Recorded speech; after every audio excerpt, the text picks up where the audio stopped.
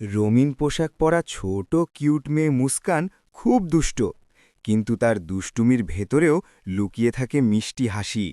সে যেখানে যায় সেখানেই একটু না একটু কাণ্ড বাঁধাবেই। একদিন সকালে আম্মু রান্নাঘরে কাজ করছিলেন। হঠাৎ মুস্কান চুপি চুপি এসে আম্মুর পেছনে দাঁড়িয়ে চোখ ঢেকে বলল, বলুন তো আমি কে? আম্মু হেসে বললেন, এই যে আমার দুষ্টু মেয়ে মুস্কান। মুস্কান হেসে লাফিয়ে উঠল, উফ, তুমি সব সময় ধরে ফেলো। দুপুরে মুস্কান পড়তে বসেছিল।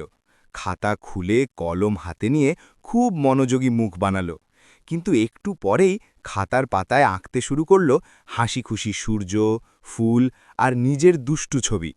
হঠাৎ আম্মু এসে জিজ্ঞেস করলেন, মুস্কান, পড়া শেষ? মুস্কান মিষ্টি করে হাসি দিয়ে বলল, আম্মু, আমি তো পড়ার ফাঁকে মনটাকেও খুশি করছি। রাতে ঘুমানোর সময় মুস্কান তার মাকে জড়িয়ে ধরে বলল, আমি দুষ্টু হতে পারি, কিন্তু তোমায় খুব ভালোবাসি।